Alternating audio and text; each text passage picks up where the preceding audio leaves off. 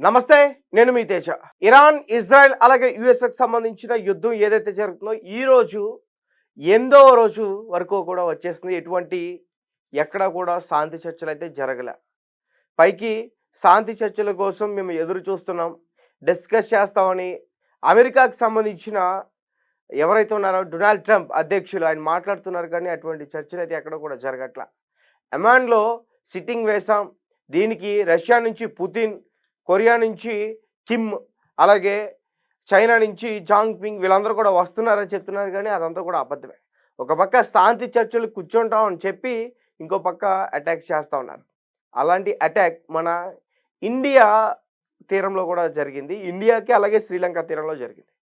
March 4 India సైలెంట్గానే ఉంది. ఈ యుద్ధ వాతావరణంలో ఇండియా ఎవరికి సపోర్ట్ చేయలేదు, ఎవరికి మద్దతు కూడా తెలియచేయలేదు. అలా అని ఎవరైతే సుప్రీం లీడర్ చనిపోయారో ఆయనకి కనీసం నివాళులు కూడా ఏమీ అర్పించలేదు. నార్మల్గానే ఉంది. ఇండియా సైలెన్స్లోనే ఉంది. అంటే మేము ఎవరికి సపోర్ట్ చేస్తున్నాము, మేము అమెరికాకి సపోర్ట్ చేస్తాం, లేదంటే ఇరాన్ మీద సపోర్ట్ చేస్తాం, లేదంటే ఇజ్రాయెల్కి సపోర్ట్ చేస్తాం అని ఏం మాట్లాడాల. అలాగే ఏదైతే ఇరాన్ పైన జరిగిందో దాడి, దాన్ని ఖండిస్తున్నాం అని కూడా చెప్పాల. అయితే ఈ వార్ ఏదైతే ఉందో అది తీవ్ర స్థాయికి వెళ్ళిపోయిన తర్వాత ఇరాన్ వాళ్ళని అడ్డుకునే ప్రయత్నం చేస్తుంది. ఇజ్రాయెల్ వారిపైన ఇంకా భయంకరంగా దాడులు చేసే ప్రయత్నం చేస్తుంది. ఇదే నేపథ్యంలో మార్చ్ 4 ఇండియా అలాగే శ్రీలంక ఈ రెండు దేశాలకు సంబంధించి తీర ప్రాంతంలో, సముద్ర తీర ప్రాంతంలో ఒక భయంకరమైన అటాక్ జరిగింది. ఇరాన్కి సంబంధించిన ఐరిస్ డేనా అనే ఒక యుద్ధ నౌకని అమెరికాకి సంబంధించిన సబ్మెరైన్స్ మిసైల్స్ లాంచ్ చేసి ఆ తీర ప్రాంతంలో దాన్ని బలంగా కొట్టింది. తర్వాత ఆ యుద్ధ నౌక పూర్తిగా సముద్రంలోకి మునిగిపోయింది. నిజంగా ఇరాన్కి ఇది చాలా చాలా పెద్ద దెబ్బే, ఊహించలే. ఎందుకంటే ఆ యుద్ధ నౌక ఉంది ఇండియాకి శ్రీలంక సముద్ర తీరంలో.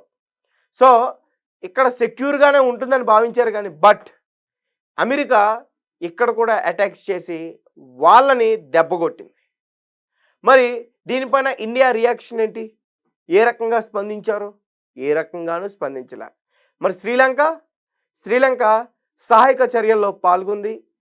ఎవరైతే ఫారిన్ మినిస్టర్ ఉన్నారో ఆయన వెంటనే వాళ్ళ మిలిటరీకి ఆదేశాలు జారీ చేసి, అలాగే నేవీ ఆఫీసర్స్ కూడా ఆదేశాలు జారీ చేసి వాళ్ళందరినీ కూడా సురక్షితంగా సేఫ్ ప్లేస్కి తీసుకొచ్చే ప్రయత్నం చేశారు. సురక్షితంగా సేఫ్ ప్లేస్కి తీసుకొచ్చే ప్రయత్నం అయితే చేశారు. కానీ 80 నుంచి 87 వరకు కూడా చాలామంది చనిపోయారు. ఎవరు కూడా ఊహించలేదు. అయితే ఇప్పుడు ఇండియాకి ఇరాన్ నుంచి ఏదైనా ముప్పు ఉందా అనే ఒక పెద్ద ప్రశ్న ప్రతి ఒక్కరి దగ్గర నుంచి వస్తుంది. దీనికి కారణం ఏంటంటే అసలు ఇరాన్కి సంబంధించిన ఈ ఐరిస్ డైనా అనే ఈ యుద్ధ నౌక మన భారతదేశంలో ఏదైతే విశాఖపట్నంలో మిలాన్ 2026 అనే ప్రోగ్రాం కండక్ట్ చేశారో దాంట్లో పార్టిసిపేట్ చేయడానికి వచ్చింది. పార్టిసిపేట్ చేసిన తర్వాత తిరుగు ప్రయాణం మొదలైన తర్వాత శ్రీలంక సముద్ర తీరంలో అమెరికా చాలా బలంగా ఢీకొట్టింది. దాని తర్వాత ఇరాన్ దీనిపైన ఖచ్చితంగా సీరియస్ అయ్యిందనే చెప్పాలి. హర్మోస్ జలసంధి పూర్తిగా మూసివేసింది. కేవలం భారతదేశం కోసం కాదు, హర్మోస్ జలసంధి నుంచి ఇంటర్నేషనల్ ట్రేడింగ్ జరుగుతుంది. చాలా దేశాలకు, విదేశాలకు కూడా చాలా వరకు కూడా పోతాయి. క్రూడ్ ఆయిల్ ఇవన్నీ కూడా చాలా వరకు కూడా పోతాయి. హర్మోస్ జలసంధి ఏదైతే ఉందో దాన్ని పూర్తిగా మూసివేసి మొత్తం కూడా అన్ని దేశాలపైన ప్రెజర్ తీసుకొచ్చే ప్రయత్నం చేసింది ఇరాన్. అయితే ఇప్పుడు చాలామంది అడుగుతున్నారు, భారత్కి ఏమైనా ముప్పు ఉందా అని చెప్పి చాలామంది అడుగుతున్నారు.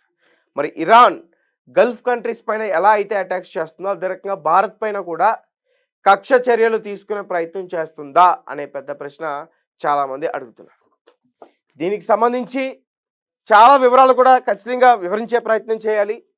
ఇరాన్ మరి భారత్ పైన నిజంగానే చర్యలు తీసుకుంటుందా? తీసుకుంటే ఏ రకమైనటువంటి చర్యలు తీసుకుంటుంది? మరి భారత్ కోసం మిలాన్ 2026 ఆ ప్రోగ్రాం కోసం వచ్చిన ఈ ఐరిస్ డేనా ఏదైతే యుద్ధం వాతావరణంలో పూర్తిగా ధ్వంసమైపోయిందో దీనికి కారణం ఎవరు? ఇండియానా? మరి ఇండియా అయితే ఏ రకంగా ఎలా వారిపైన స్పందించింది? 87 నుంచి 90 వరకు కూడా చాలామంది అందులో ఆఫీసర్స్ చనిపోయారు. దీనికి కారణం ఎవరు? మరి దీనిపైన కక్ష చర్య సాధింపులకు ఇరాన్ పాల్పడుతుందా?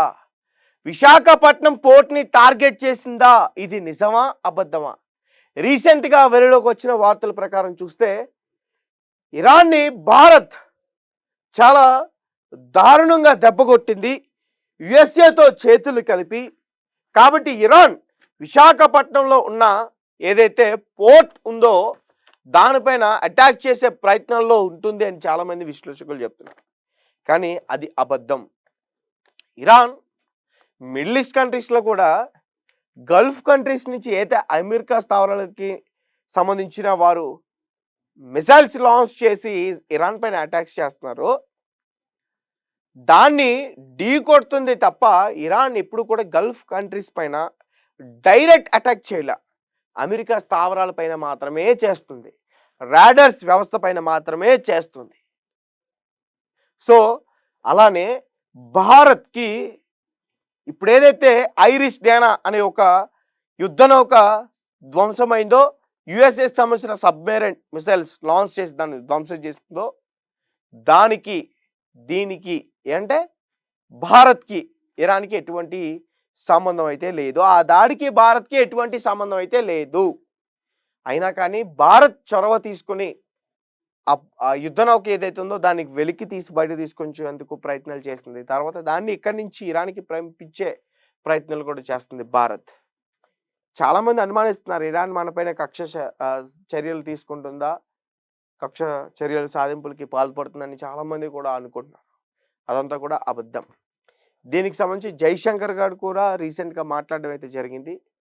సో చూడాలి మరి ఇరాన్ దీనిపైన ఏ విధంగా స్పందిస్తుందో. ఒక పక్క చూస్తుంటే ఇరాన్ శాంతి చర్చల కోసం సిద్ధంగా ఉన్నట్టే అనిపిస్తుంది. అంటే ఈ మిడిల్ ఈస్ట్ కంట్రీస్లో ఏదైతే జరుగుతుందో యుద్ధ వాతావరణం, గల్ఫ్ కంట్రీస్కి ఇప్పటివరకు ఇరాన్ చాలా వరకు కూడా సారీ చెప్పింది, మమ్మల్ని క్షమించిందని అని వేడుకుంది. మరి భారత్ పైన చర్యలు తీసుకోబోతుందని చాలామంది చెప్తున్నారు. ఇదైతే అబద్ధం. భారత్ పైన కాలు దువ్వేంత ప్రయత్నం ఇరాన్ చెయ్యదు. చేస్తే పరిణామాలు వేరేలా ఉంటాయి. మీ కామెంట్స్ ఏంటి? మీరేం చెప్తారు? నిజంగానే ఇరాన్ భారత్ పైన చర్యలు ఏమైనా తీసుకోబోతుందా? విశాఖపట్నం పోర్ట్ని టార్గెట్ చేసిందా అనే విషయాన్ని ఖచ్చితంగా కామెంట్ సెక్షన్లో తెలియపరచండి. Thank you for watching. Thank you so much.